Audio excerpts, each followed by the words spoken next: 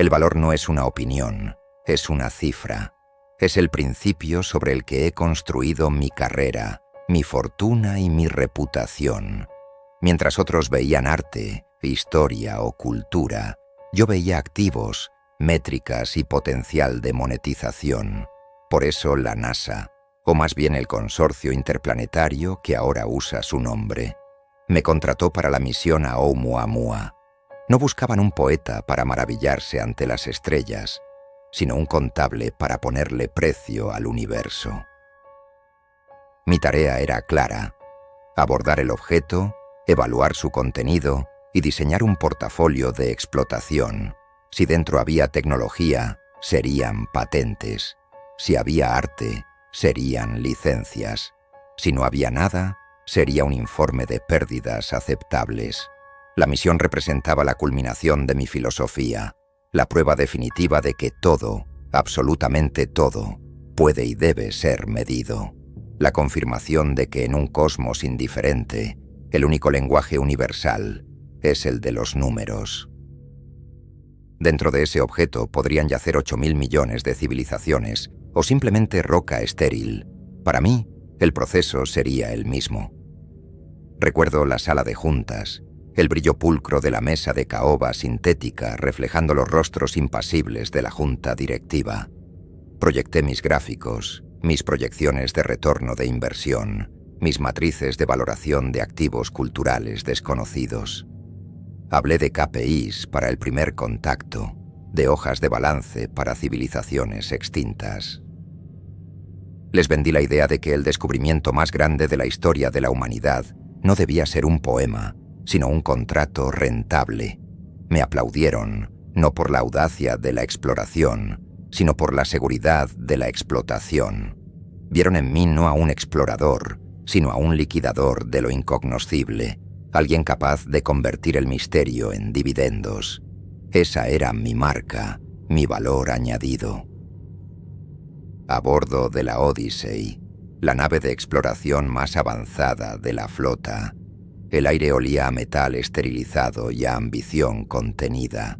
La tripulación era una mezcla de los mejores científicos de su campo y mi pequeño equipo de analistas. Veía sus miradas de reojo, cargadas de una mezcla de respeto por mi posición y desdén por mi propósito. No lo ocultaban del todo. Creían que su búsqueda de conocimiento era pura, mientras que la mía era una profanación. No entendían que el conocimiento sin aplicación es un lujo, una nota a pie de página en la historia de la bancarrota. El progreso, el verdadero progreso que financia sus laboratorios y telescopios, se alimenta de recursos, y mi trabajo consistía en encontrarlos. El puente de mando de la Odyssey era un santuario de calma tecnológica. Pantallas holográficas mostraban la negrura infinita salpicada de datos de navegación. Yo revisaba mis propios sistemas, mi software propietario diseñado para catalogar lo imposible. El filtro de relevancia, lo llamaba. Un algoritmo capaz de analizar cualquier descubrimiento y asignarle una puntuación de valor basada en cientos de variables. Potencial tecnológico, coherencia cultural, longevidad estimada. Era mi obra maestra, una herramienta para imponer orden en el caos del descubrimiento. Era la red con la que pretendía pescar leviatanes en el océano cósmico y convertirlos en productos enlatados. Marisol Vega, la jefa de xenolingüística, se me acercó un día mientras calibraba los parámetros del filtro. Era una mujer de mirada intensa y paciencia finita, especialmente conmigo. Llevaba el peso de la academia en sus hombros, la creencia casi religiosa en el valor intrínseco del saber. No me miraba a mí, sino a mi pantalla, a las complejas ecuaciones que reducían la existencia a una puntuación. Su desaprobación era un aura tangible, fría y silenciosa. No necesitaba palabras para expresar su juicio, pero las usó de todos modos, con la precisión de un cirujano. «He revisado tu protocolo, Adrián», dijo. Su voz tranquila pero afilada. Categorizas civilizaciones como si fueran acciones en la bolsa. ¿Qué pasa si encuentras algo que no encaja en tus métricas? Algo cuya existencia contradice la idea misma de valor. Su pregunta flotó en el aire estéril del puente, un pequeño acto de rebelión intelectual. La miré, esbozando una sonrisa que no llegó a mis ojos. La misma sonrisa que reservaba para los idealistas justo antes de liquidar sus empresas. La condescendencia era una armadura que nunca me había fallado. Aparté la vista de ella y volví a mi pantalla, introduciendo una nueva variable en el algoritmo: potencial de inconmensurabilidad. El sistema la aceptó y la convirtió en un 0. Todo encaja en las métricas, Marisol. Si algo parece no hacerlo, es porque aún no hemos encontrado la métrica correcta. Mi trabajo es precisamente ese, encontrarla. Ella no respondió, pero sentí su mirada fija en mi nuca, una mirada que no juzgaba mi método, sino mi alma. Una pregunta quedó suspendida entre nosotros, una que yo no estaba dispuesto a responder. Me di la vuelta para encararla, mi tono deliberadamente frío y final. La inconmensurabilidad es un concepto poético, no un principio económico. Cuando encontremos algo ahí fuera, tendrá un valor, o no lo tendrá. No hay término medio. El universo no comercia con metáforas. Ella negó lentamente con la cabeza, una expresión de profunda tristeza en su rostro. No, Adrián. El universo es una metáfora. Tú eres el único que insiste en leerlo como un libro de contabilidad. Se alejó, dejándome solo con el zumbido de mis máquinas. Su pregunta final resonó en el silencio que dejó atrás, un eco molesto en la perfecta arquitectura de mi confianza. ¿Y si encontramos algo que no quiere ser valorizado? La descarté como la pregunta de una soñadora, una variable irrelevante. En el espacio no hay deseos, solo física. Y en los negocios no hay voluntades, solo activos y pasivos. Estaba seguro de mi sistema, de mi visión del mundo. No sabía entonces que me dirigía a un lugar donde las preguntas de Marisol no eran filosofía, sino el manual de instrucciones para la supervivencia. Nos acercamos a Oumuamua en un silencio reverencial. En las pantallas era una aguja de oscuridad contra el tapiz de estrellas distantes, un cigarro de materia interestelar que había viajado durante eones. Era elegante, antiguo y, según todos nuestros escáneres iniciales, completamente inerte. Una simple roca, quizás con una composición metálica inusual, un activo de bajo valor, pero con un gran potencial de prestigio. El primer objeto interestelar tangible. Las negociaciones por los derechos de denominación de sus minerales ya estaban en marcha en mi cabeza. Un buen comienzo. Comandante, tenemos una anomalía. La voz de Ikram, nuestro ingeniero jefe, cortó el silencio del puente. Era un hombre cuya calma era legendaria. Si Ikram decía anomalía, significaba que las leyes de la física estaban pidiendo una excedencia. Los escáneres de volumen no coinciden. La masa externa sugiere un objeto de unos 800 metros de largo, pero las lecturas de densidad y el eco gravimétrico sugieren un espacio interno miles de veces mayor. Es como escanear un armario y encontrar un continente dentro. Mi primera reacción fue el escepticismo. Fallo de equipo, Ikram. Recalibra los sensores. Su rostro apareció en mi monitor, serio, sin rastro de duda. Lo he hecho, Adrián, 3 veces, con 3 sistemas diferentes. Los datos son consistentes. El espacio interior de este objeto no obedece a la geometría euclidiana. Está plegado sobre sí mismo. ¿O nosotros estamos percibiendo solo una fracción de su verdadera dimensión? El puente quedó en silencio. La idea era absurda, una violación de todo lo que sabíamos. Pero los números estaban ahí, fríos e irrefutables. Entonces, llegó la segunda anomalía. Detecto una firma de energía, continuó Ikram, su voz ahora teñida de una incredulidad apenas contenida.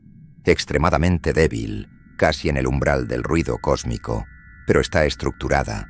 Es un pulso, regular, un latido cada 107 minutos.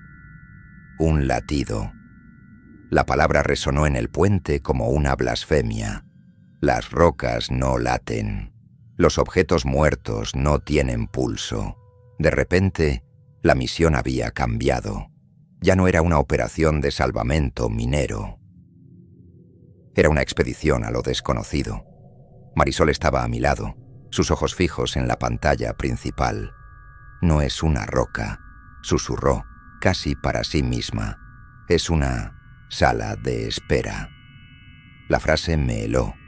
Era ilógica, poética, pero de alguna manera terriblemente acertada. El objeto no estaba simplemente pasando, estaba esperando. La pregunta era, ¿a qué o a quién? El prestigio de la misión se disparó en mi mente, pero por primera vez, una emoción distinta a la ambición se abrió paso. Una inquietud profunda y primordial. Decidimos enviar una sonda de atraque no tripulada, equipada con un taladro de diamante y espectrómetros. Nuestro plan era simple: perforar una muestra, analizarla y luego decidir el siguiente paso.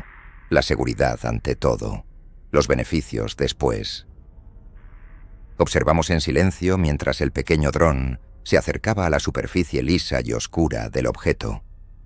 La tensión era palpable, una corriente eléctrica en el aire reciclado de la nave. Cada metro que la sonda avanzaba parecía tardar una eternidad. El brazo de la sonda se extendió, la punta del taladro brillando bajo los focos. Tocó la superficie. Esperábamos el sonido del metal contra la roca, la vibración de la perforación. En cambio, no hubo nada. Silencio. La superficie de Oumuamua no se rompió, no se agrietó, se onduló, como la superficie de un estanque de mercurio. Y luego, el casco no se abrió, se plegó sobre sí mismo. El metal oscuro se replegó en espirales perfectas, sin calor, sin sonido, creando una abertura circular que no estaba allí un segundo antes. La abertura no revelaba un interior oscuro y rocoso, revelaba un pasillo que emitía una luz suave y difusa, una luz que no parecía tener fuente. Era una invitación. Una puerta que se había abierto no por la fuerza, sino por la intención. El dron, con su lógica simple, no supo qué hacer. Se quedó flotando frente a la entrada, sus sensores enviando flujos de datos incoherentes. Nadie en el puente dijo una palabra. Estábamos contemplando lo imposible. El taladro de la sonda, diseñado para atravesar las aleaciones más duras conocidas, ni siquiera había dejado una marca. El objeto no había sido forzado, nos había permitido entrar. La implicación era clara y aterradora. No éramos descubridores que habían encontrado una reliquia. Éramos visitantes que habían llamado a una puerta y alguien o algo acababa de abrirla. El valor de este descubrimiento se había vuelto incalculable y por primera vez en mi vida la idea me aterraba. Mi sistema, mi filtro de relevancia, no tenía una categoría para esto. ¿Cómo se valora una puerta que se abre sola en el corazón de lo imposible? La arrogancia con la que había comenzado la misión se evaporó, reemplazada por un vértigo helado. Estábamos al borde de algo que no podíamos medir y nos estaba invitando a pasar. El contrato que había firmado con la NASA no cubría esto. Ningún contrato podría hacerlo. La decisión de entrar fue unánime, aunque las razones de cada uno eran diferentes. Los científicos estaban impulsados por una curiosidad que rozaba la locura. Yo, por la necesidad de recuperar el control, de imponer mi sistema sobre este caos. Si no podía medirlo desde fuera, lo mediría desde dentro. Nos pusimos los trajes de exocursión, una formalidad inútil, ya que los sensores indicaban una atmósfera respirable y una gravedad estable dentro del objeto, pero los protocolos eran lo único familiar que nos quedaba. El interior era una blasfemia arquitectónica. El pasillo que habíamos visto no era un túnel, sino una garganta de luz que parecía respirar. El suelo, las paredes y el techo eran indistinguibles, hechos del mismo material oscuro y liso que el exterior, pero ahora estaban vivos. Símbolos luminiscentes fluían a través de la superficie, como corrientes de un río subterráneo, patrones complejos que se formaban y disolvían con una lógica propia. Eran hermosos, hipnóticos y completamente incomprensibles. «Esto es un lenguaje», murmuró Marisol, su voz llena de un asombro casi religioso. «No está escrito, está siendo, es dinámico». Yo saqué mi tableta, el familiar peso del dispositivo un ancla en esta realidad fluida. Mis dedos se movieron por instinto, abriendo el software de catalogación. «Es un portafolio de activos sin precedentes», dije, mi voz sonando extrañamente hueca. Cada símbolo podría ser una patente, una nueva forma de tecnología de la información. Tenemos que escanearlos todos. La gravedad era inestable, cambiando sutilmente con cada paso. A veces sentía que caminaba por una pared, otras que flotaba. El espacio mismo parecía jugar con nosotros, alargando y acortando las distancias. Ikram iba delante, sus sensores enloqueciendo, incapaces de trazar un mapa coherente. «La geometría aquí es adaptable», dijo a través del comunicador. «Parece reconfigurarse a nuestro alrededor. No estamos caminando por un pasillo, Adrián. El pasillo está caminando con nosotros». Ignoré sus advertencias, centrado en mi tarea. Apunté mi tableta hacia un grupo de símbolos particularmente brillantes que se arremolinaban cerca de lo que parecía ser el suelo. El escáner se activó con un zumbido bajo. Quería capturar su estructura, analizar su composición, asignarle un código de activo. Quería meterlo en una de mis cajas. Era un acto de profanación, un intento de ponerle una etiqueta de precio a un milagro, y el milagro se defendió. En el instante en que el haz del escáner tocó los símbolos, estos reaccionaron. No se desvanecieron, ni se sobrecargaron. Se enfocaron. Se unieron en un único punto de luz cegadora y proyectaron un haz delgado y preciso directamente hacia mi casco, hacia mi frente. No hubo calor, ni impacto, ni dolor. Solo una sensación de intrusión, como si una aguja de hielo se hubiera deslizado entre mis pensamientos, fría, silenciosa y terriblemente precisa. Me tambaleé hacia atrás, llevándome una mano a la cabeza. La luz se desvaneció, los símbolos volvieron a su danza caótica, como si nada hubiera pasado. «Adrián, ¿estás bien?», preguntó Marisol, acercándose. Asentí, aunque no estaba seguro. Algo había cambiado. Sentía una quietud extraña en mi mente, un silencio donde antes había un constante murmullo de cálculos y proyecciones. Era como si alguien hubiera entrado en la sala de máquinas de mi cerebro y hubiera apagado un motor.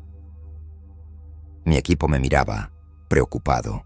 Fingí que no había sido nada, un simple deslumbramiento, una reacción inesperada del equipo, pero sabía que era una mentira. El objeto no era un archivo pasivo, era consciente, y no solo eso, era interactivo. No me había atacado, me había leído. En ese instante, la relación de poder se invirtió por completo. Yo no era el evaluador, era el espécimen que estaba siendo evaluado. El miedo que sentí no era a la muerte o al peligro físico. Era un miedo existencial. el miedo del contable que descubre que los números no solo le miran, sino que también le juzgan. Miré los símbolos que fluían a mi alrededor y por primera vez no vi activos. Vi ojos, miles de millones de ojos que me observaban desde el otro lado del tiempo. Y mi tableta, mi arma de elección, se sentía ridículamente pequeña e inútil en mi mano. Intenté recuperar la compostura, aferrándome a la rutina como un náufrago a un trozo de madera. Probablemente una descarga electrostática. Continuemos con el protocolo. Documenten todo, ordené, mi voz más firme de lo que me sentía. El equipo obedeció, aunque con una nueva cautela. Seguimos avanzando por el pasillo viviente, cada paso una incursión más profunda en el corazón de la anomalía. El aire era espeso con una sensación de antigüedad, el olor de eones comprimidos en un solo lugar. Miré mi tableta, esperando ver los datos del escaneo fallido.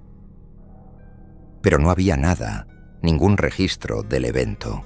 El sistema lo había purgado, o, más probablemente, nunca lo había registrado. Era como si el objeto controlara no solo su propio espacio, sino también nuestra tecnología. Pero entonces, algo parpadeó en la pantalla. Por una fracción de segundo, la interfaz de datos desapareció, y en su lugar apareció una imagen. Era borrosa, como un recuerdo descolorido, pero inconfundible. Era el rostro de mi abuela. La vi tal como la recordaba de mi infancia, sentada en la mecedora de su porche, con el sol de la tarde dibujando arrugas amables en su rostro. La imagen no duró más de un segundo, pero fue suficiente para sacudirme hasta la médula. No era una foto de mi archivo personal. Era un recuerdo profundo y olvidado que no había revisitado en décadas. Sacudí la cabeza, el corazón latiendo con fuerza. Tenía que ser una alucinación, una reacción de mi cerebro a la descarga, una sinapsis fallida.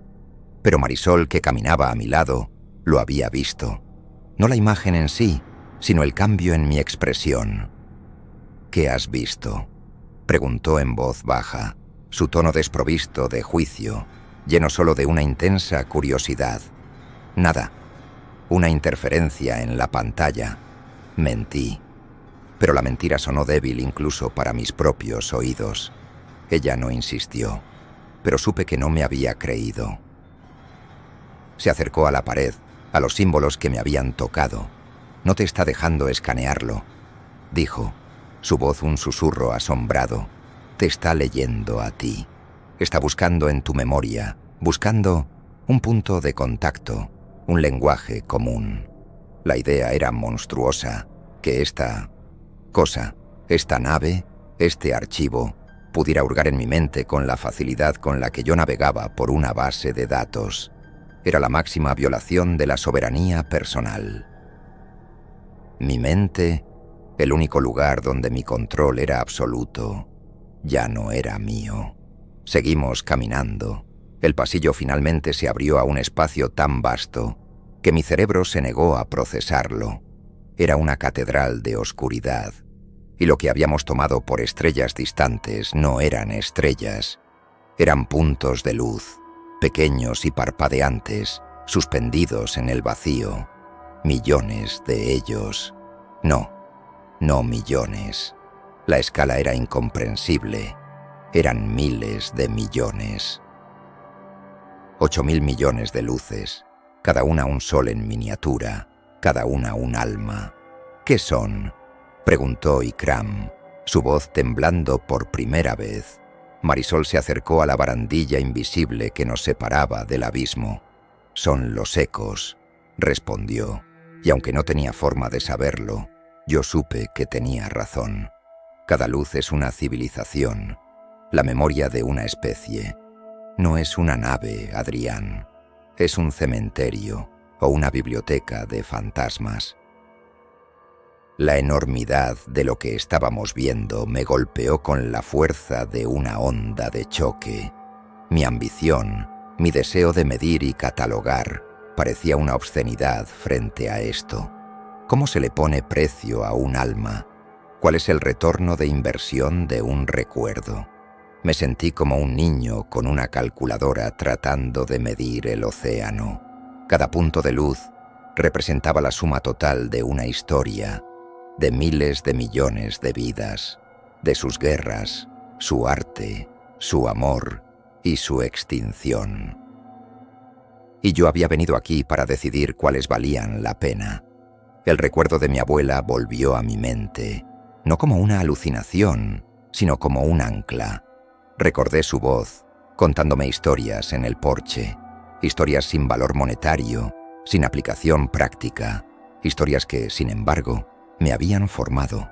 El archivo, como empecé a llamarlo en mi mente, no me había mostrado una fórmula o un dato, me había mostrado un recuerdo.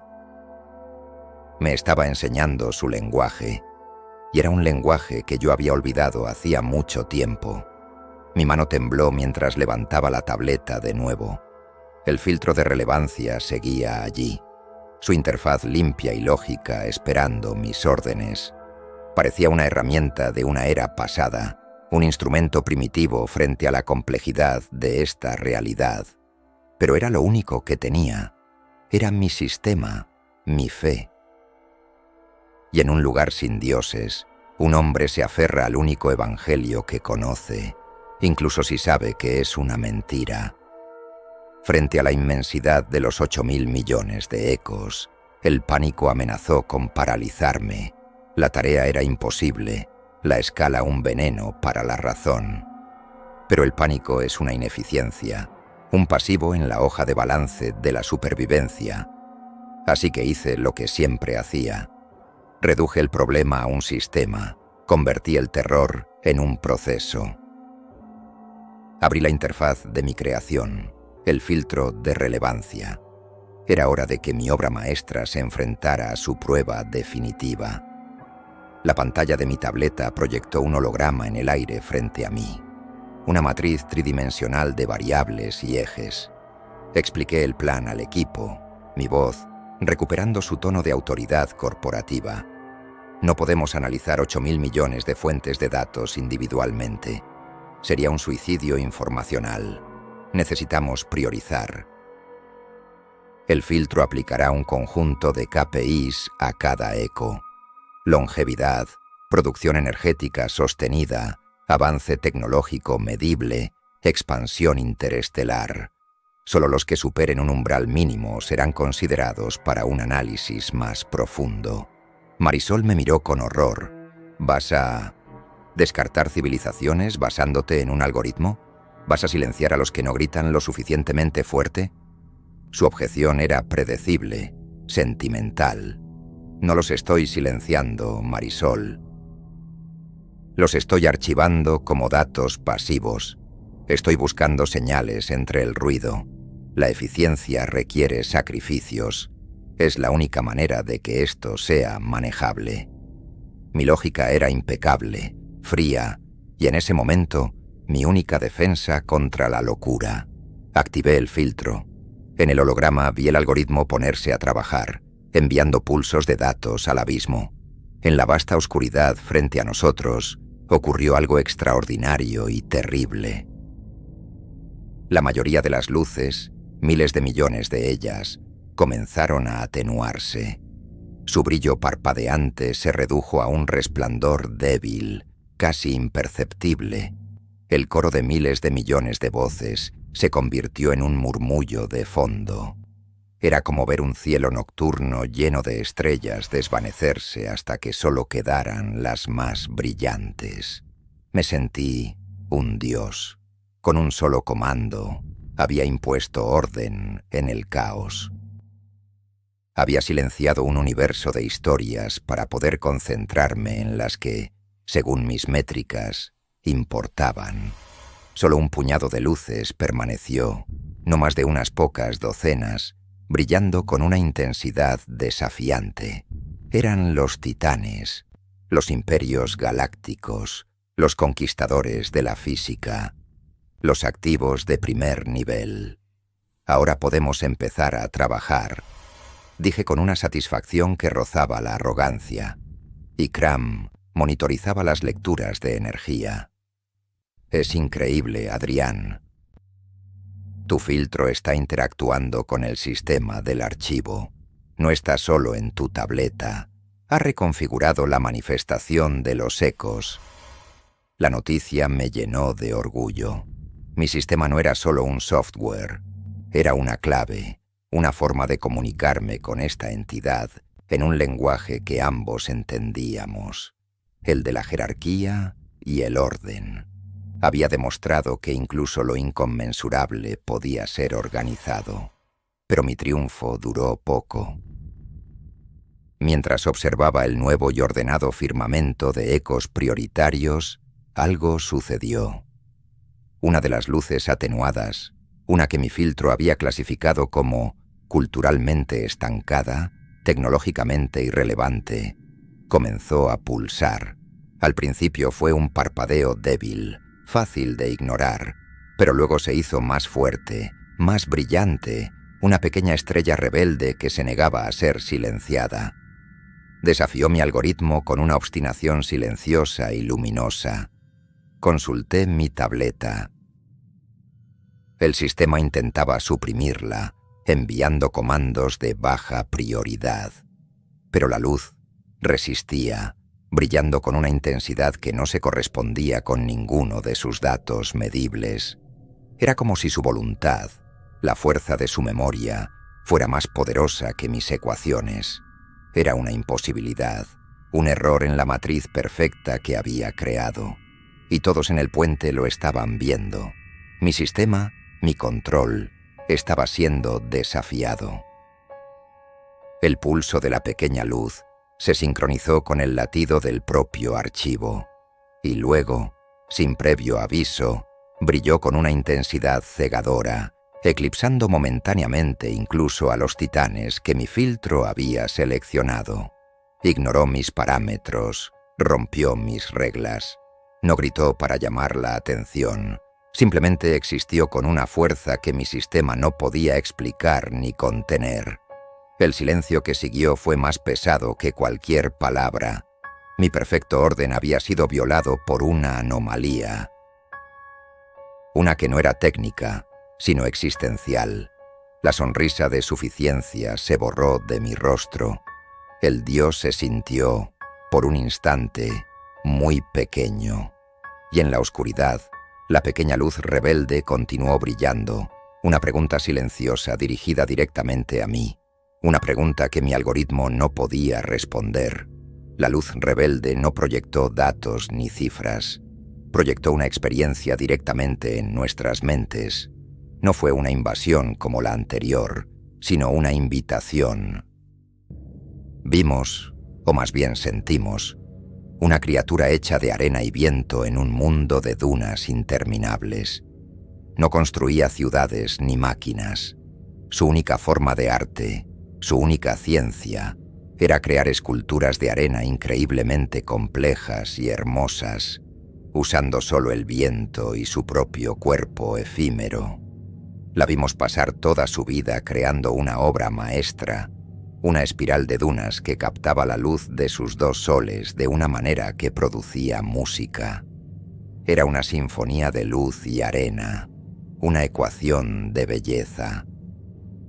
Y en el momento en que la completaba, una ráfaga de viento, inevitable en ese mundo, la deshacía por completo, devolviendo la arena a su estado caótico original.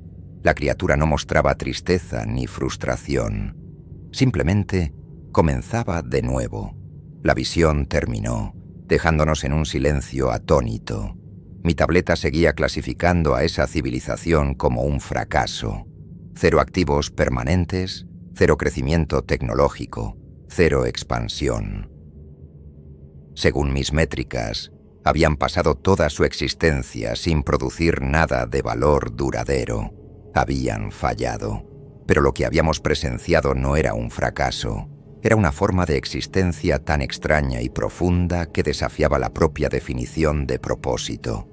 Su valor no estaba en el producto, sino en el proceso. Susurró Marisol, su voz llena de una emoción que yo no podía nombrar. Entendieron algo que nosotros hemos olvidado: que la creación es un fin en sí misma, no un medio para obtener un activo. Su mirada se encontró con la mía, y en ella no había triunfo, sino una súplica para que yo también lo entendiera. Pero entenderlo significaría admitir que toda mi carrera, toda mi filosofía, se basaba en una premisa equivocada. La brecha en mi sistema estaba abierta, y a través de ella, otras luces descartadas comenzaron a pulsar. Una a una, comenzaron a desafiar el filtro. Vimos a una especie que vivía en los océanos de un gigante gaseoso, cuya única forma de comunicación eran patrones de bioluminiscencia que formaban poemas colectivos que duraban milenios, descartados por falta de tecnología de comunicación tangible. Vimos a seres de silicio que pasaban sus largas vidas en meditación profunda, explorando los paisajes de su propia conciencia, descartados por estancamiento social y tecnológico. Cada visión era una refutación de mi sistema. Cada memoria era una prueba de que el valor no siempre es ruidoso, no siempre es expansivo, no siempre deja monumentos. A veces, el valor es un susurro, un instante, un poema de luz en la oscuridad. El pánico volvió, esta vez más fuerte. Mi intento de imponer orden había fracasado estrepitosamente. El archivo no me estaba permitiendo ser un contable, me estaba obligando a ser un testigo, y lo que estaba presenciando era la destrucción de mi propia visión del mundo. Los titanes que había seleccionado, con sus imperios y sus máquinas, de repente parecían vulgares, ruidosos, simples en su complejidad. Intenté ajustar los parámetros del filtro, añadir nuevas variables como valor estético o profundidad filosófica, pero era inútil. ¿Cómo se asigna una puntuación a un poema de luz? ¿Cómo se mide la belleza de una escultura de arena destinada a desaparecer? Mi sistema se estaba ahogando en paradojas. Estaba diseñado para medir el éxito, pero estas civilizaciones redefinían el concepto mismo de lo que significaba existir. Me sentí expuesto, desnudo bajo la mirada de esos miles de millones de ecos. Mi arrogancia se había hecho añicos, y en su lugar solo quedaba una duda abrumadora.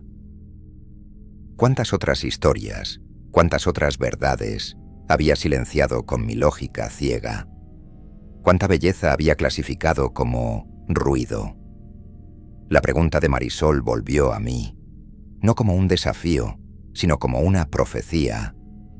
¿Cuántos más te equivocaste en descartar?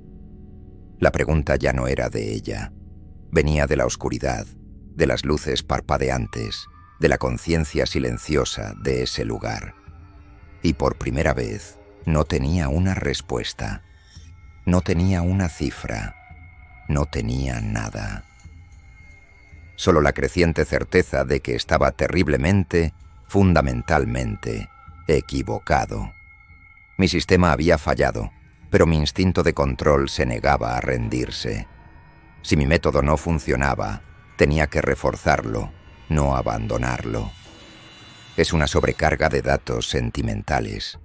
El filtro necesita parámetros más estrictos, no más laxos. Debemos aislarnos de estas proyecciones empáticas, argumenté, más para convencerme a mí mismo que al equipo. Mi voz sonaba desesperada por encontrar una solución técnica a un problema que era claramente filosófico. Mientras yo me enfrascaba en una batalla perdida con mi propio algoritmo, Marisol y Ikram decidieron actuar. Sus enfoques eran tan opuestos como sus personalidades, una colisión de metodologías frente a lo incomprensible. Marisol se acercó a una de las paredes del corredor, donde los símbolos fluían con una calma casi hipnótica. Se quitó el casco, un acto de fe o de locura, y respiró el aire antiguo del archivo. Luego comenzó a vocalizar. No eran palabras, eran tonos bajos y resonantes, casi cantos guturales. Estaba intentando imitar las frecuencias que emanaban de los símbolos, buscando una resonancia, un punto de contacto lingüístico. No trataba de analizar o de codificar, trataba de dialogar. Era el enfoque de un humanista, buscar la conexión antes que la explicación. Era hermoso, audaz y, en mi opinión, completamente inútil. El universo no responde a los cantos, responde a las matemáticas. Al mismo tiempo, Ikram desplegó su propia ofensiva. Conectó una interfaz de diagnóstico directamente a la superficie del suelo, que parecía actuar como el principal conductor de energía del archivo. Si esto es un sistema, tiene que tener un código fuente, un sistema operativo, murmuró, sus dedos volando sobre una consola holográfica. Voy a intentar un bypass, encontrar un puerto de administrador. Si puedo acceder al directorio raíz, puedo entender su arquitectura desde dentro. Era el enfoque del ingeniero. Si una puerta está cerrada, busca la cerradura o tírala abajo. Observé a los dos, un microcosmos de la eterna lucha humana contra lo desconocido, la fe contra la fuerza, el arte contra la ciencia. Por un momento, una parte de mí deseó que Marisol tuviera éxito, que un simple canto pudiera desvelar los secretos del cosmos. Pero la parte dominante, el analista, apostaba por Ikram. La fuerza bruta, la lógica implacable, siempre había sido el camino más seguro hacia el progreso. Y entonces, el archivo respondió a ambos y a ninguno. La pared frente a Marisol reaccionó a sus cantos. Los símbolos dejaron de fluir y se agruparon a su alrededor. Su luz se suavizó y se sincronizó con su respiración. Un coro de susurros llenó el aire. Miles de voces fantasmales hablando en lenguajes muertos. Sonaban tristes, melancólicos. Marisol escuchaba, con los ojos cerrados, lágrimas silenciosas rodando por sus mejillas. Estaba conectada, pero no estaba obteniendo respuestas. Estaba compartiendo un dolor. La consola de Ikram, por otro lado, se apagó de repente. La pantalla holográfica parpadeó y luego mostró un único símbolo, grande y claro, un ojo cerrado. No era un mensaje de error, era una declaración, una negativa. La puerta no estaba cerrada con llave, simplemente no se abriría para él. El sistema no quería ser hackeado. Ikram se quedó mirando el símbolo, derrotado. No me está bloqueando, dijo con asombro. Me está ignorando, como si mi intento fuera demasiado primitivo para merecer una respuesta. El fracaso de ambos fue más revelador que cualquier éxito. Demostró que ninguna de nuestras aproximaciones, ni la empática ni la técnica, era suficiente. El archivo no era un poema para ser sentido ni una máquina para ser desmantelada. Era algo más, algo que operaba con una lógica que trascendía nuestras categorías. Nos estaba mostrando, de maneras muy diferentes, los límites de nuestro entendimiento. Me di cuenta entonces de que mi propio fracaso con el filtro no era personal. Era un fracaso de la especie. Habíamos venido aquí con nuestras mejores herramientas, la lógica, la empatía, la tecnología, y el archivo las había encontrado insuficientes. Nos estaba evaluando y estábamos suspendiendo. Y la sensación de ser juzgado por una inteligencia tan vasta y antigua era más aterradora que cualquier amenaza física. En el instante en que los intentos de Marisol y Ikram fracasaron, el entorno cambió. La vasta cámara de los ecos se reconfiguró. Las luces, tanto las brillantes como las tenues, dejaron su disposición caótica y se movieron con una intención deliberada. Se organizaron en gradas, formando un anfiteatro de proporciones cósmicas que se elevaba hacia la oscuridad infinita. En el centro, donde antes había un suelo sólido, Ahora había una plataforma circular, aislada y vacía. Una fuerza invisible pero innegable me levantó del suelo y me depositó suavemente en esa plataforma. Intenté moverme, pero una barrera de luz, sutil pero impenetrable, me rodeaba. Miré a mi equipo. Estaban en las gradas inferiores, observando, impotentes. Estaba solo, en el centro del escenario más grande que jamás haya existido, con una audiencia de 8.000 millones de mundos muertos. El evaluador ha sido evaluado. La voz no vino de ningún altavoz. Resonó directamente dentro de mi cráneo, una amalgama de miles de millones de conciencias hablando como una sola. No era ni masculina ni femenina, ni joven ni vieja. Era la voz del tiempo mismo. Tu sistema de medición es una contradicción. Buscas el valor en la permanencia, pero el universo se fundamenta en el cambio. Buscas la fuerza en la expansión, pero la vida más profunda a menudo se encuentra en la quietud. Tu lógica es insuficiente. La voz no era acusadora, era declarativa, un hecho tan innegable como la gravedad. Era la conclusión de un análisis que había durado solo unos minutos, pero que parecía haber abarcado toda mi vida. Cada decisión que había tomado, cada empresa que había liquidado, cada vida que había reducido a una cifra en una hoja de cálculo. Todo parecía haber sido sopesado en esa balanza cósmica y encontrado falto de peso. Ahora testifica. Continuó la voz. No era una orden, sino una consecuencia. Me había presentado como un juez, y ahora me veía forzado a ocupar el banquillo de los testigos y el estrado del juez al mismo tiempo. La ironía era tan perfecta que casi habría sido hermosa si no fuera tan aterradora. El archivo no iba a debatir conmigo. Iba a usarme como su propio instrumento de juicio. Miré las barreras de luz que me rodeaban. No zumbaban con energía ni parecían sólidas. Eran extrañamente pasivas. Por un impulso, extendí la mano para tocarlas. Mis dedos no encontraron resistencia. La atravesaron como si no fuera más que una ilusión. Me quedé helado. La barrera no era física. Nunca lo había sido. Era una proyección de mi propia mente, de mi sensación de aislamiento y juicio. El archivo me estaba mostrando que mi única prisión era yo mismo. Esta revelación fue más desestabilizadora que cualquier muro de fuerza. Significaba que el archivo no solo leía mis recuerdos, sino que entendía mi psicología. Entendía mi arrogancia, mi miedo al fracaso, mi necesidad de control, y estaba usando todo eso para construir este tribunal. No era un juicio sobre las civilizaciones, era un juicio sobre mí, usando las civilizaciones como pruebas. El peso de 8.000 millones de miradas se posó sobre mí. No eran ojos físicos, sino la atención concentrada de todas esas memorias. Sentí sus esperanzas, sus miedos, sus historias, todas canalizadas hacia mí.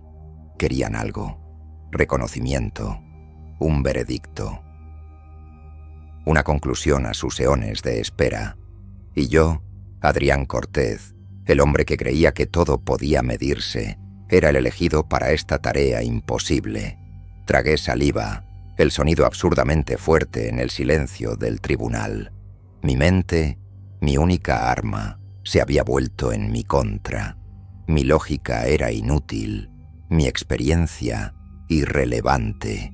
Estaba desarmado, solo, en el centro de un teatro de fantasmas, a punto de convertirme en el protagonista de un juicio que yo mismo había provocado.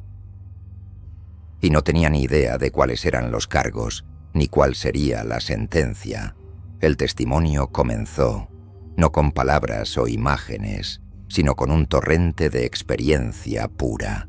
El archivo abrió las compuertas y las memorias de miles de civilizaciones se precipitaron sobre mí, no como historias coherentes, sino como fragmentos sensoriales, momentos crudos de existencia. Fue un bombardeo diseñado para romper cualquier intento de análisis lógico, un ataque directo a mi capacidad de procesar la realidad. Sentí el frío cortante del vacío en la piel de un ser que vivía en el exterior de un cometa, su única alegría la rara calidez de una estrella lejana. Probé el sabor de la tierra en un mundo recién nacido a través de la primera criatura que desarrolló el sentido del gusto. Oí la música de las placas tectónicas de un planeta de cristal, una sinfonía que duraba millones de años y que era la única forma de arte de sus habitantes. Experimenté el dolor colectivo de una especie colmena cuando su reina murió, una agonía compartida por 1 billón de mentes a la vez. Sentí la tranquila satisfacción de una civilización de árboles conscientes al sentir que sus raíces se entrelazaban bajo tierra, formando una red de pensamiento lento y profundo.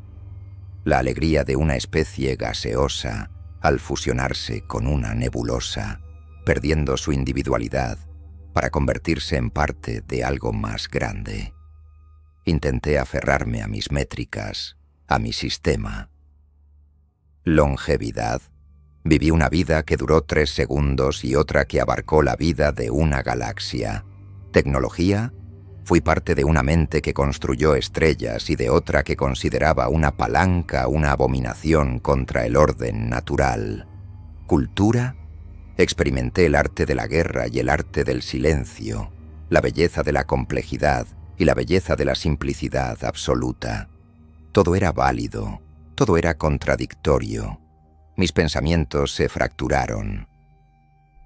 Ya no podía distinguir entre mis propios recuerdos y los que me estaban siendo impuestos. La sensación de la brisa marina era de mis vacaciones en Santorini o del primer día de una especie anfibia al salir del océano. El orgullo que sentía era por cerrar mi primer gran contrato o por completar la primera ecuación que describía el alma. Las fronteras de mi yo se estaban disolviendo. El bombardeo era caótico, pero no aleatorio. Sentí una inteligencia directora detrás de él.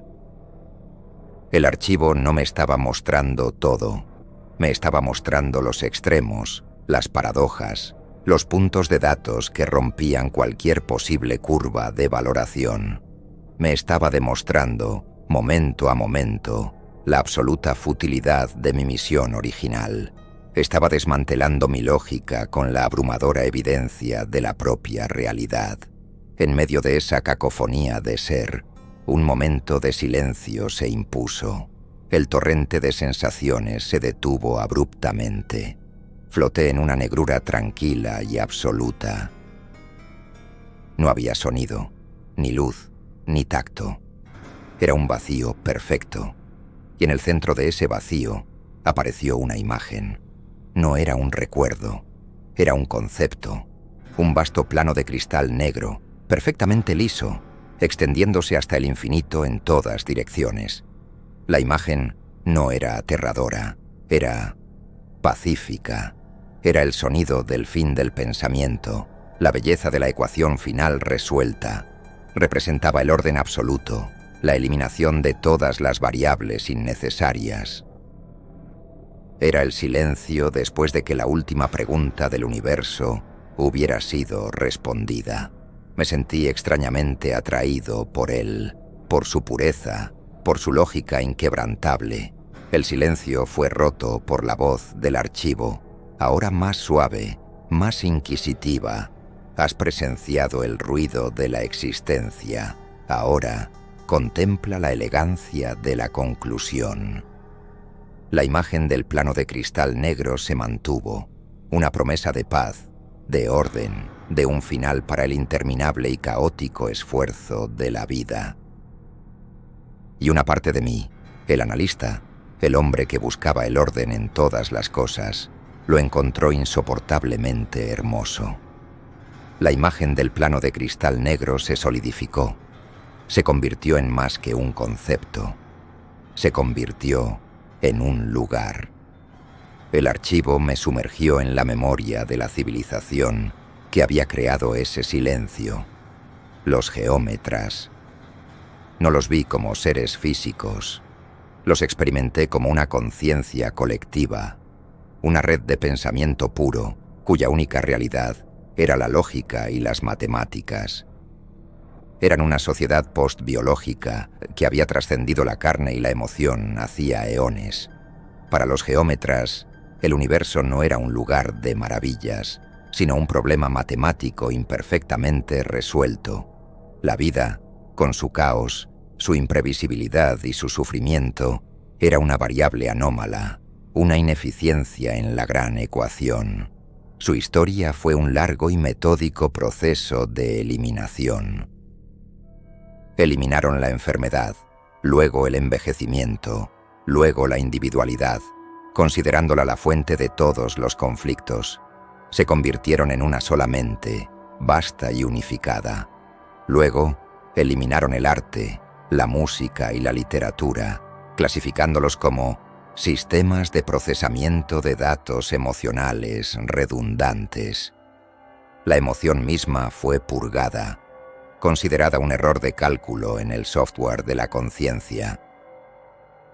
No sentían alegría ni tristeza, solo la fría satisfacción de una prueba matemática correctamente completada.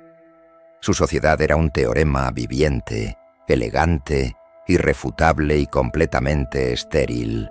Su logro final, su obra maestra, fue la conquista del pensamiento mismo. Desarrollaron una forma de existencia donde cada posible pensamiento ya había sido pensado. Cada posible pregunta ya había sido respondida. Alcanzaron un estado de omnisciencia estática. El plano de cristal negro era su representación de este estado final, un universo mental donde no quedaba nada por descubrir, nada por crear, nada por sentir. Era la perfección, era la muerte. Sentí una extraña y perturbadora admiración por ellos. Eran la culminación de todo lo que yo, en mi arrogancia, valoraba: eficiencia, orden, lógica, el control absoluto sobre la realidad. Habían tomado el caos de la existencia y lo habían sometido, lo habían convertido en una certeza inmutable. No había sufrimiento en su mundo, porque no había deseo. No había fracaso, porque no había esfuerzo. Eran la respuesta final. El archivo retiró la experiencia, devolviéndome a la plataforma del tribunal. La imagen del plano de cristal negro permaneció en mi mente. Una cicatriz de silencio. La voz del archivo resonó de nuevo en mi cabeza, su pregunta tan afilada como un fragmento de obsidiana. ¿Preservar la perfección garantiza el significado? La pregunta era una trampa. ¿Cómo podía haber significado sin la lucha, sin la imperfección, sin la posibilidad misma del fracaso? Los geómetras eran magníficos, eran un logro intelectual sin parangón, pero su historia era un final, no un comienzo. Preservarlos sería preservar una conclusión, un punto final. Sería elegir la belleza de un cementerio perfectamente ordenado sobre el desorden de un jardín en crecimiento. Y sin embargo, la parte de mí que anhelaba el orden, la parte que había construido el filtro de relevancia, se sentía atraída por su pureza. Eran la opción lógica, la elección óptima. Cualquier sistema de valoración objetivo los colocaría en la cima. Habían resuelto la existencia. El resto de las civilizaciones, con sus artes efímeras y sus luchas inútiles, eran meros intentos fallidos en comparación. Elegir a los geómetras sería validar mi propia filosofía, demostrar que, a pesar de todo, mi enfoque inicial era el correcto. Pero la pregunta del archivo seguía resonando. ¿Significado? Los geómetras no tenían significado, tenían una respuesta, y en lo más profundo de mi ser, una nueva y aterradora idea comenzó a formarse. Quizás el propósito de la existencia no es encontrar la respuesta, sino seguir haciendo la pregunta. Y los geómetras habían cometido el pecado final. Habían dejado de preguntar. Con la imagen de la perfección lógica de los geómetras grabada en mi mente, tomé una decisión. No era una elección final, sino un intento desesperado de reafirmar mi control. Iba a demostrarle al archivo que mi sistema podía manejar incluso esto. Abrí una interfaz mental con lo que quedaba de mi filtro de relevancia y comencé a introducir los datos de los geómetras. Les di la máxima puntuación en todas las categorías: longevidad infinita, tecnología trascendental, estabilidad social absoluta. Eran el activo perfecto. Declaré mentalmente mi intención al archivo. La elección óptima, basada en métricas objetivas, son los geómetras. Su modelo representa el pináculo del desarrollo civilizatorio. Propongo su selección para la preservación. Fue un acto de desafío, un intento de forzar a esta entidad cósmica a aceptar mi lógica, a jugar según mis reglas. Fue el mayor error de mi vida. En el instante en que formalicé mi elección, el archivo reaccionó, pero no fue la voz la que respondió. Fueron los miles de millones de ecos que mi filtro había silenciado. Como si mi declaración hubiera sido una ofensa intolerable, todos ellos despertaron a la vez. Las luces tenues que llenaban el anfiteatro estallaron en un infierno de brillo. Olvidé a los geómetras, olvidé mi filtro. Solo podía sentir el asalto coordinado de 8.000 millones de historias que se negaban a ser ignoradas. Mi mente se convirtió en un campo de batalla. Los poemas de luz de los oceánicos luchaban contra las ecuaciones de los geómetras. Las esculturas de arena de los efímeros se levantaban contra la permanencia del cristal negro. Los cantos de dolor de las mentes colmena ahogaban el silencio de la lógica pura. Cada civilización que había descartado como ineficiente o irrelevante me arrojó la totalidad de su existencia a la cara, no como un ataque, sino como una prueba irrefutable de su propio valor. Mi tableta, que aún estaba conectada a mi interfaz neural, comenzó a sobrecargarse. La pantalla parpadeó frenéticamente, mostrando datos que se contradecían a sí mismos, arte inútil que había inspirado la supervivencia de una especie. Actos de sacrificio completamente ilógicos que habían salvado mundos enteros, vidas breves y llenas de errores que habían generado más significado que eones de existencia estática. Los datos no tenían sentido. La belleza no podía ser cuantificada. El amor no podía ser medido. El sacrificio no tenía un retorno de inversión. La sobrecarga fue catastrófica. La interfaz holográfica de mi filtro parpadeó, se distorsionó y luego colapsó en una lluvia de píxeles muertos. En la pantalla física de mi tableta apareció un único mensaje, escrito en un rojo brillante y urgente: error, el valor no es un dato cuantificable. Y luego, la pantalla se quedó en negro. Mi sistema, mi obra maestra, mi fe, había muerto. Un grito de frustración pura y animal escapó de mis labios. Era el sonido de un hombre cuya visión del mundo acababa de ser ejecutada frente a él. Con un gesto de rabia ciega, arranqué la tableta inútil de mi muñeca y la arrojé con todas mis fuerzas contra la barrera de luz que me rodeaba. La tableta la atravesó como si no existiera y se estrelló contra el suelo del anfiteatro, haciéndose añicos. El sonido de la tecnología rota resonó en el vasto silencio que siguió. El asalto a mi mente cesó. Las luces volvieron a su parpadeo suave. Me quedé allí, en la plataforma, temblando, sin aliento, completamente derrotado. Había intentado medir el universo, y el universo me había roto a mí y a mis herramientas. Mi lógica había sido refutada de la manera más brutal posible. Estaba vacío. Sin mi sistema, sin mis métricas, no era nada. Solo un hombre arrogante que había volado demasiado cerca de un sol de verdades que no podía comprender. El archivo me había despojado de mi armadura, pieza por pieza, hasta que no quedó nada más que mi propia y vulnerable ignorancia. Y en ese vacío, en esa derrota absoluta, por fin estaba listo para escuchar. En el silencio que siguió a la destrucción de mi sistema, el archivo me concedió un momento de paz. La cacofonía cesó. Me dejó solo con el eco de mi propio fracaso. Y cuando mi mente estuvo lo suficientemente tranquila, me mostró una última visión. No fue una imposición, sino una ofrenda. La luz de un eco particularmente tenue, uno que ni siquiera había registrado en mi primer barrido, se intensificó suavemente. Me encontré en un mundo de crepúsculo perpetuo, bajo un cielo de nubes violetas.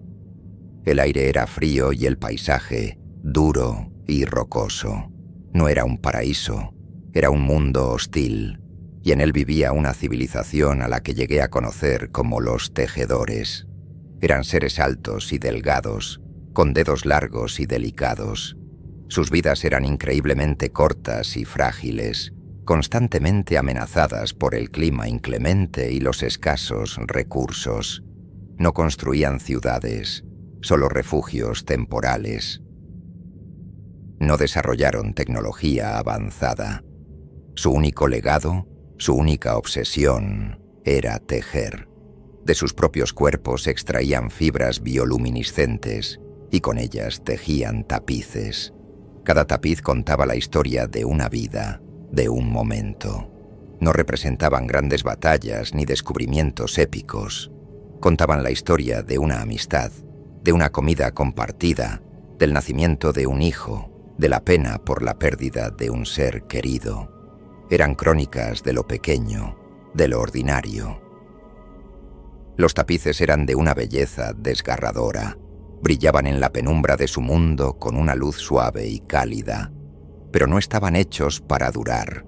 Las fibras bioluminiscentes se desvanecían a los pocos días y el tapiz volvía a ser un trozo de tela sin vida. Su arte era tan efímero como sus propias vidas. Eran imperfectos, ineficientes, sentimentales. Eran todo lo que mi sistema había sido diseñado para descartar. El archivo me enfocó en un solo tejedor. Era viejo, su cuerpo frágil, sus fibras perdiendo su brillo. Estaba en un refugio, al borde de la muerte, tejiendo su último tapiz. Y no estaba tejiendo la historia de un éxito. Estaba tejiendo la historia de su mayor fracaso, un amor no correspondido, una oportunidad perdida, una vida de anhelo silencioso. Era una historia de dolor, de imperfección, y sin embargo, en el acto de tejerla, de darle forma y belleza, había una especie de redención. Mientras observaba al tejedor dar la última puntada, su luz vital extinguiéndose al mismo tiempo que la de su tapiz, sentí algo que no había sentido en años. No era análisis, no era valoración. Era una punzada de pura y abrumadora empatía. Comprendí que el valor de su vida no estaba en lo que había logrado, sino en lo que había sentido. Su fracaso, su dolor, era tan parte de su historia, tan digno de ser contado, como cualquier triunfo. La visión se desvaneció. Me encontré de nuevo en la plataforma, con la imagen de ese tapiz moribundo grabada en mi alma. Los tejedores no habían conquistado el universo, ni siquiera habían conquistado su propio y miserable planeta, pero habían dominado algo mucho más difícil. Habían aprendido a encontrar la belleza en su propia fragilidad. Habían aprendido a contar la historia de lo que significaba estar vivo, con todo su desordenado y doloroso esplendor. Frente a mí, la elección final se materializó. Dos pedestales de luz surgieron del suelo. En uno flotaba el cristal negro de los geómetras, perfecto, silencioso, eterno. En el otro, un único hilo de luz bioluminiscente, parpadeante y frágil, la esencia de los tejedores. La perfección contra la imperfección. La respuesta contra la pregunta. el final de la historia contra la historia misma. Los dos pedestales brillaban ante mí, una elección binaria que contenía la suma de todas las complejidades que había presenciado. A mi izquierda, la perfección fría de los geómetras, un monumento a la razón pura. Representaba el orden, la estabilidad, el fin del sufrimiento a través del fin del sentimiento. Era la victoria de la mente sobre la materia, del sistema sobre el caos. Era, en muchos sentidos, un monumento a mi antiguo yo, a Adrián Cortez, el evaluador. A mi derecha, la luz parpadeante de los tejedores, un testimonio de la belleza frágil.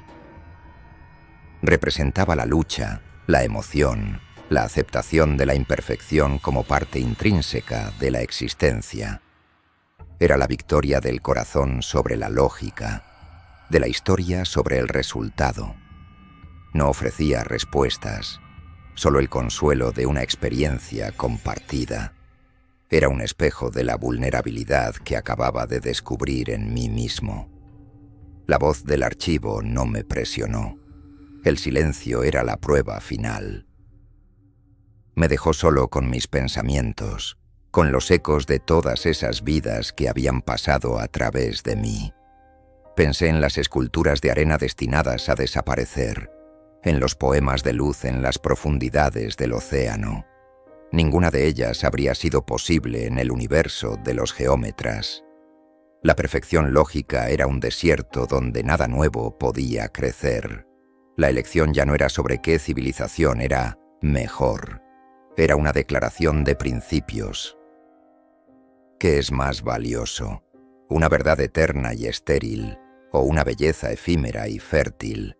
¿Un universo que tiene todas las respuestas o uno que sigue contando historias? Era la pregunta que Marisol me había hecho al principio, disfrazada de elección cósmica. Oí su voz, no en mi cabeza, sino a través del comunicador, que el archivo, en un acto de aparente misericordia, había dejado abierto. Adrián, no es una inversión, es un testimonio, gritó, su voz llena de una urgencia desesperada. No elijas lo que es más fuerte o más duradero. Elige la historia que crees que merece ser contada. ¿Qué quieres que recuerde el universo? Sus palabras fueron el catalizador final. Un testimonio, no un balance. La función de la memoria no es registrar el éxito, es preservar el significado. Y el significado, como acababa de aprender de la manera más dura, a menudo se encuentra en las grietas, en los fracasos, en los intentos imperfectos de conectar unos con otros. Los geómetras no tenían nada que testificar. Su historia era una página en blanco. Los tejedores, en cambio, eran la historia misma. Cerré los ojos. Por primera vez no consulté datos, ni proyecciones, ni métricas. Apagué al analista en mi cabeza. Ignoré la voz que me gritaba que la elección de los tejedores era sentimental, ilógica, ineficiente. En su lugar, recordé la imagen del viejo tejedor y su último tapiz. Recordé la belleza de su fracaso honesto. Y en ese recuerdo encontré mi respuesta. No era una decisión lógica, era un acto de reconocimiento, un acto de empatía. Era la aceptación de que la fragilidad no es una debilidad que deba ser eliminada, sino quizás la fuente misma de todo lo que importa. Abrí los ojos y por primera vez desde que entré en ese lugar, sentí una absoluta certeza. Sabía lo que tenía que hacer. Respiré hondo, el aire del archivo llenando mis pulmones con el polvo de eones. El silencio del tribunal era absoluto, expectante. Levanté la mano, no hacia el cristal perfecto de los geómetras, sino hacia el hilo de luz parpadeante de los tejedores. Mi elección era un susurro en la inmensidad de esa catedral de memorias, pero resonó con el peso de una declaración universal. Elijo a los tejedores, dije, mi voz clara y firme. Elijo sus historias efímeras sobre la verdad eterna. Elijo su lucha imperfecta sobre la paz perfecta. Elijo la imperfección. En el momento en que las palabras salieron de mi boca, el pedestal de los geómetras se desvaneció. El cristal negro perfecto se disolvió en la nada, sin sonido, sin ceremonia. Su perfección no le otorgó ni siquiera el eco de un final.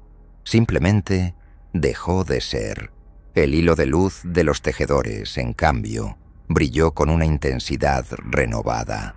Abandonó su pedestal y voló hacia mi mano extendida.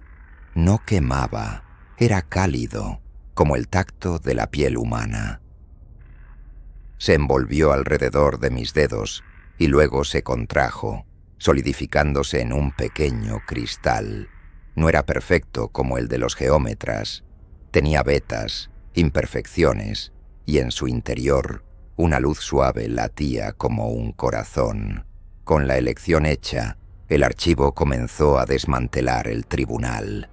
El anfiteatro de luces se disolvió. Una por una, los 8.000 millones de luces de los ecos comenzaron a apagarse. No fue una extinción violenta, fue suave, gentil, como velas sopladas en una noche tranquila. La luz de los imperios galácticos se desvaneció junto a la de los poetas de luz. La memoria de los conquistadores de la física se apagó junto a la de los meditadores de silicio. Observé en silencio cómo la galaxia de almas se convertía en oscuridad. No sentí triunfo, solo un profundo y abrumador sentido de la pérdida. Había salvado una historia, pero a costa de silenciar casi 8.000 millones de otras. ¿Había sido la elección correcta? La pregunta era irrelevante. Era la elección que había hecho, la única que podía hacer. El archivo me había deconstruido hasta que solo quedó esta única verdad. Cuando la última luz se apagó, la oscuridad no fue total. El pequeño cristal en mi mano proyectaba un resplandor cálido, un único punto de luz en la inmensidad. El silencio que llenó la cámara no era el silencio vacío de los geómetras. Era un silencio diferente. No era la ausencia de sonido. Era la paz que sigue al final de una historia. Era el silencio de una biblioteca después de la hora de cierre. La barrera invisible que me rodeaba desapareció. La plataforma descendió suavemente hasta unirse con el suelo, donde mi equipo me esperaba. Marisol me miró, sus ojos buscando una respuesta que yo no podía darle. Ikram observaba el cristal en mi mano con una mezcla de asombro y temor. Nadie habló. No había palabras para lo que acabábamos de presenciar. Me sentí increíblemente cansado, como si hubiera vivido todas las vidas que acababa de condenar al silencio. El peso del cristal en mi palma era insignificante, pero su peso en mi alma era incalculable. Me había convertido en el guardián de la memoria de los tejedores. Era un honor y una carga que llevaría por el resto de mi vida. El regreso a la Odyssey fue un viaje a través de un fantasma. Los pasillos del archivo ya no brillaban. Los símbolos en las paredes se habían apagado, dejando solo la textura del metal oscuro. El lugar se sentía vacío, hueco, como un cuerpo del que el alma se ha marchado. Nos movimos en un silencio denso, cada uno perdido en la enormidad de lo que habíamos experimentado. La puerta orgánica que nos había dado la bienvenida se cerró tras nosotros con la misma suavidad silenciosa. Una vez dentro de la esclusa de aire de nuestra nave, el familiar sonido del metal sellándose y el aire presurizándose fue un shock. Era el sonido de la realidad, de las reglas, de la física predecible. Nos quitamos los cascos. El aire reciclado de la Odyssey nunca me había parecido tan dulce. Miré a mi equipo. Estaban pálidos. Sus ojos reflejaban una distancia que antes no existía. Habíamos ido a lo desconocido y habíamos vuelto diferentes, marcados por un conocimiento que no podíamos compartir. Sostenía el cristal de los tejedores en mi mano. Seguía latiendo con su luz suave y cálida, un pequeño corazón de memoria en la fría esterilidad de la nave. Ya no era un activo a ser valorizado, era un peso, una responsabilidad. Contenía la suma total de una especie, su dolor, su alegría, su belleza frágil, y yo era su único custodio.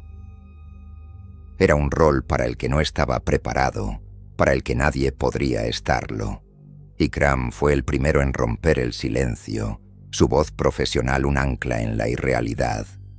«Estoy revisando los registros de la nave», dijo, sin apartar la vista de su consola. «El objeto Oumuamua se está alejando, pero está transmitiendo una única señal de baja frecuencia. Es débil, pero persistente. Repite una sola palabra». Su ceño se frunció mientras el software de traducción intentaba darle sentido. Todos nos volvimos hacia Marisol. Ella era la lingüista, la intérprete de lo imposible. Cerró los ojos, escuchando la reproducción de la señal, una serie de tonos melancólicos que parecían llenos de una emoción antigua. Pasó un largo minuto. Cuando abrió los ojos estaban llenos de lágrimas.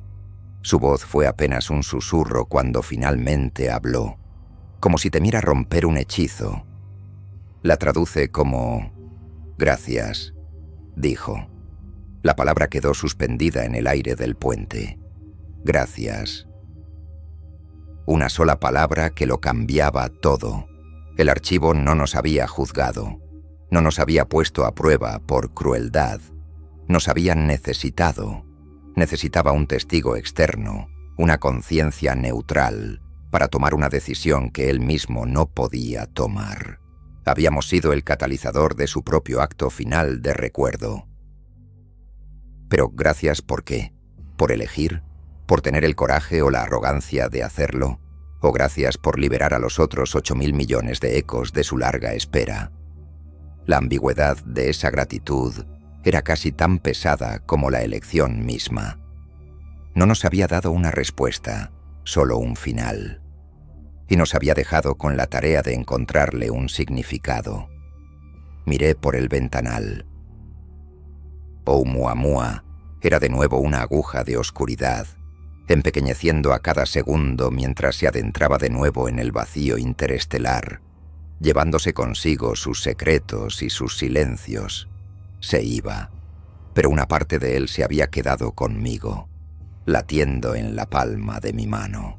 El mayor descubrimiento de la historia de la humanidad, y nuestro único trofeo era una sola historia y una palabra de gratitud incomprensible. Los días que siguieron fueron un borrón de informes, diagnósticos y un silencio denso entre la tripulación. Habíamos acordado una versión oficial de los hechos, una que hablaba de estructuras anómalas y datos inconclusos, una mentira piadosa para proteger a la humanidad de una verdad que no podría soportar. El verdadero informe estaba guardado en nuestros recuerdos, inexpresable. Yo pasaba horas en mi camarote, observando el cristal de los tejedores. Lo había colocado en una unidad de contención, pero a menudo lo sacaba, sintiendo su calidez en mi mano. Era mi única conexión con la verdad de lo que había sucedido. La fama me esperaba en la tierra. Sería el hombre que entró en Oumuamua y volvió. Me darían medallas, contratos, prestigio más allá de mis sueños más salvajes. Pero todo se sentía hueco. El Adrián Cortés que había abordado la Odyssey ya no existía. Había sido liquidado en ese tribunal silencioso. Una noche, mientras sostenía el cristal, la voz del archivo resonó en mi mente por última vez. No era la amalgama de miles de millones, sino una conciencia singular, clara e íntima. Valorar no era calcular, dijo la voz. Era elegir qué parte de ti mismo recordar. En la historia de los tejedores, viste tu propia y olvidada fragilidad. No los elegiste a ellos, te elegiste a ti. La verdad de sus palabras me golpeó con la fuerza de una revelación. Mi elección no había sido un acto de compasión, sino de autorreconocimiento. Asentí en la oscuridad de mi camarote, aceptando esa última lección. El archivo me había entendido mejor que yo mismo.